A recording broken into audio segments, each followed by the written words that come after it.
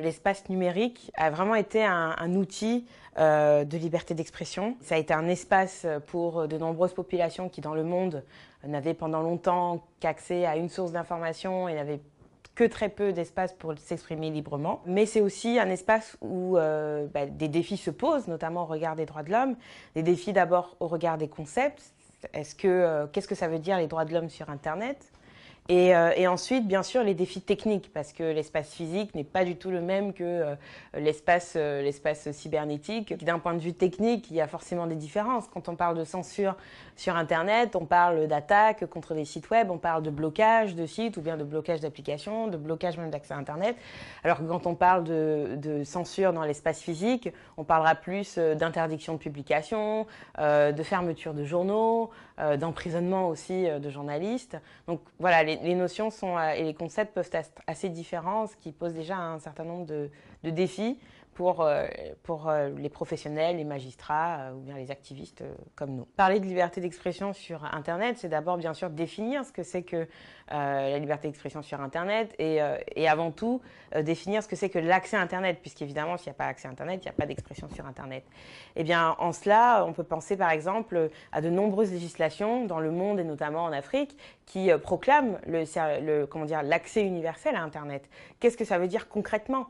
Il faudrait que cette notion ce concept trouve une réelle traduction dans le corpus juridique et dans la pratique juridique de ces pays-là pour vraiment donner corps à toutes les résolutions des instances internationales qui tendent à proclamer ce droit comme un droit fondamental.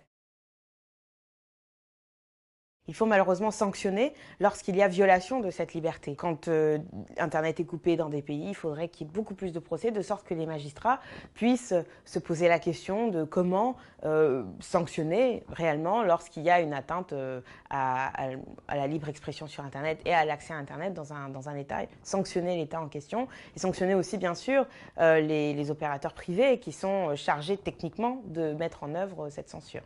Au Tchad, en 2018, deux instances sont en cours pour justement inviter les magistrats de ce pays à se prononcer et à sanctionner le fait que depuis plus de 6 mois maintenant, des millions de citoyens et d'internautes n'ont pas accès aux réseaux sociaux et aux applications de messagerie. Ce fait leur cause des préjudices, bien sûr, matériels, économiques, mais surtout les empêche de s'exprimer librement sur des plateformes qui devraient être accessibles à tout le monde.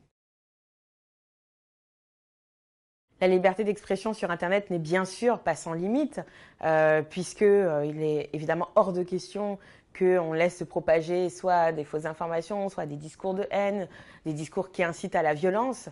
Et sur ce point-là particulier, évidemment, les magistrats ont un rôle fondamental à jouer, mais également les plateformes de contenu, donc les réseaux sociaux, c'est-à-dire des entreprises privées, qui aujourd'hui mettent en place des règles privées, internes, de fonctionnement de leur plateforme et peuvent décider pour l'instant assez librement de qui elles veulent sur leur plateforme et ce qu'elles veulent sur leur plateforme.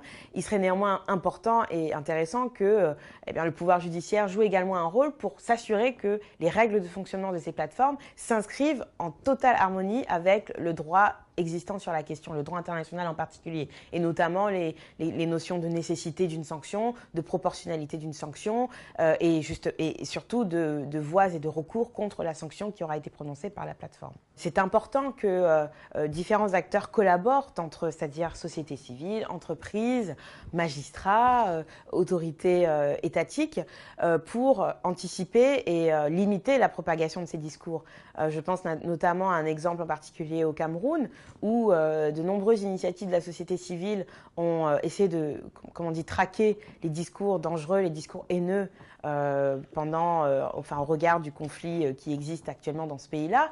Et il serait intéressant, pourquoi pas, que l'autorité judiciaire se rapproche de ces sociétés civiles pour qu'elle les aide à identifier, par exemple, des contenus qui sont problématiques et qui sont publics et dont les auteurs sont eux-mêmes identifiables facilement. Un autre défi important quand on parle de liberté d'expression sur Internet, c'est la question de la vitesse de propagation des discours et notamment la vitesse de propagation des fausses informations ou des manœuvres de propagande d'États tiers envers un État dans le cadre de ces élections, par exemple. Là, on voit très bien que le rôle du juge est pour l'instant assez secondaire, malheureusement, alors qu'il devrait être central. Pourquoi secondaire? Parce que beaucoup de gouvernements développent des législations qui mettent dans les mains de plateformes privées le pouvoir, d'une part, de décider quel contenu est faux ou pas, d'une part, et le pouvoir ensuite d'appliquer la sanction envers ce contenu-là. Donc c'est un pouvoir aussi bien de police, mais aussi un pouvoir de dire le droit, de dire ce qui est faux, ce qui est vrai, qui est concentré entre les mains d'une entreprise privée. Ça, c'est extrêmement problématique. Le juge devrait être celui qui dit ce qui est vrai, ce qui est faux, devrait être celui qui est chargé de s'assurer que, bien sûr, la sécurité est préservée, mais que aussi les libertés sont protégées. Mais pour l'instant, malheureusement, les législations ne prévoient que très peu de place au juge judiciaire. Au regard, bien sûr, on le comprend, du défi technique qui est celui de la vitesse de propagation, mais il est important néanmoins de réfléchir à cette place-là. Et le pouvoir judiciaire aurait tout intérêt à être plus vocal aussi sur sa place dans le cadre de ces procédures-là.